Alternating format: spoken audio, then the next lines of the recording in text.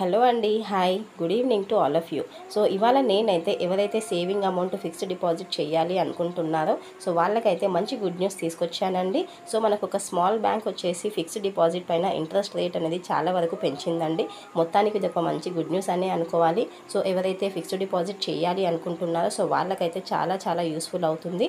ఇంతకీ ఆ బ్యాంక్ ఏంటి, ఎంత డిపాజిట్ చేస్తే ఎంత అమౌంట్ వస్తుంది, ఇంట్రెస్ట్ రేట్స్ అనేవి ఎట్లా ప్రొవైడ్ చేస్తున్నాయి, ప్రతి ఒక్క డీటెయిల్స్ అయితే ఈ వీడియోలో షేర్ చేస్తాను. సో ఎక్కడ కూడా స్కిప్ చేయకుండా చూడండి, సో దట్ మీకైతే క్లారిటీగా అర్థమవుతుంది. అండ్ బిఫోర్ దట్ నా వీడియోని ఫస్ట్ టైం చూస్తున్న వాళ్ళు ఉంటే ప్లీజ్ అండి లైక్ చేసి సబ్స్క్రైబ్ చేయండి, సో దట్ ఎలాంటి అప్డేట్స్ ఉన్నా మీకైతే నోటిఫికేషన్ వస్తూ ఉంటుంది.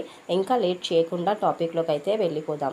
సో ఫిక్స్డ్ డిపాజిట్ అనేది చాలామంది ఏదైతే సేవింగ్ అమౌంట్ ఉంటుందో 70 to 80% of the people fixed deposit చేయడానికి ఇష్టపడుతూ ఉంటారండి. ఎందుకంటే ఫిక్స్డ్ డిపాజిట్ వల్ల మనకు చాలా వరకు అడ్వాంటేజెస్ అయితే ఉంటాయి. మన అమౌంట్ అనేది 100% సేఫ్ అండ్ సెక్యూర్డ్గా ఉంటుంది. అండ్ అలాగే మనకు లోన్ ఫెసిలిటీ కూడా ఉంటుంది. At the same time interest rate కూడా ఎక్కువగా వస్తుంది. సో గ్యారంటీడ్ రిటర్న్స్ అయితే వస్తాయండి వన్స్ మెచ్యూరిటీ పీరియడ్ అయిన తర్వాత. అండ్ 10 years కూడా మనకు నచ్చినట్లు సెలెక్ట్ చేసుకోవచ్చు కాబట్టి సేఫ్ అండ్ సెక్యూర్డ్గా ఉంటుంది. కాబట్టి మనకు వచ్చేసి ఫిక్స్డ్ డిపాజిట్ అనేది 100% సేఫ్ అండ్ సెక్యూర్డ్ అని చాలామంది ఇన్వెస్ట్మెంట్ చేస్తూ ఉంటారు.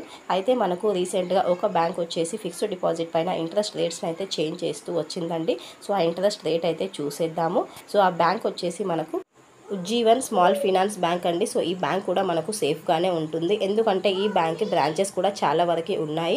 సో ఈ బ్యాంక్ వచ్చేసి మనకు ఫిక్స్డ్ డిపాజిట్ పైన చాలా వరకు మనకు ఇంట్రెస్ట్ రేట్స్ అయితే పెంచుతూ వచ్చింది. సో చాలా మినిమం 10 years కూడా పెట్టడం జరిగిందండి. సో 9 months ఎఫ్డీస్ కూడా మనకు ఎక్కువగా ఇంట్రెస్ట్ రేట్ అయితే పెట్టడం జరిగింది.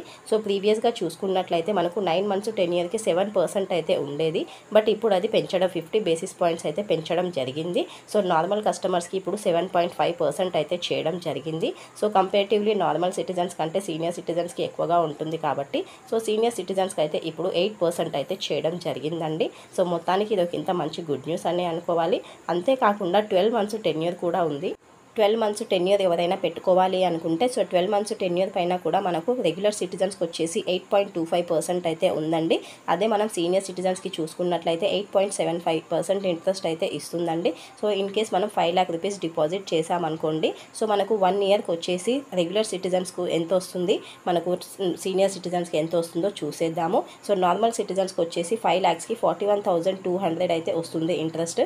అండ్ సీనియర్ సిటిజన్స్కి 43,722 అంటే ఆల్మోస్ట్ 44,000 అయితే ఇంట్రెస్ట్ వస్తుందండి. అది కూడా స్మాల్ 10 years ఓన్లీ 1 yearకే మనకు అప్ టు 50,000 వరకు అయితే వస్తుంది.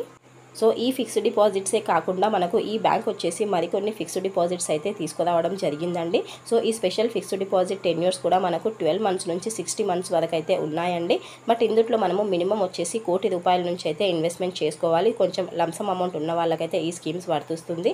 సో ఇది వచ్చేసి మనకు Platina non callable fixed deposit పథకాలండి. సో మినిమం వచ్చేసి 1 crore అయితే ఇన్వెస్ట్మెంట్ చేయొచ్చు, మ్యాక్సిమం వచ్చేసి 3 crores అయితే ఇన్వెస్ట్మెంట్ చేసుకోవడానికి ఉంటుంది.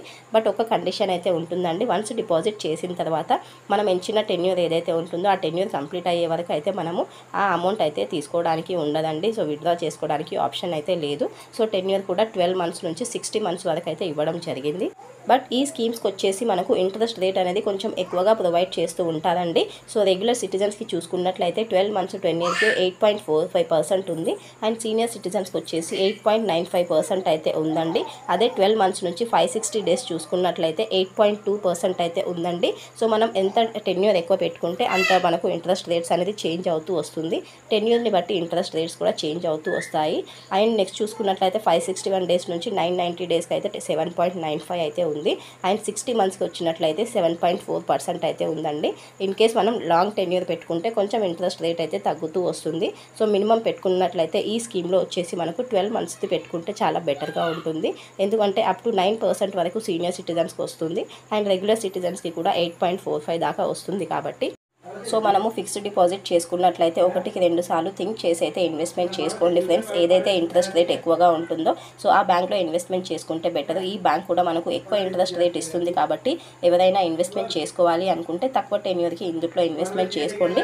అప్ టు 5 lakhs వరకు మనకు ఇన్సూరెన్స్ కవరేజ్ కూడా లభిస్తుంది కాబట్టి. So hope you understand. Thank you for watching అండి.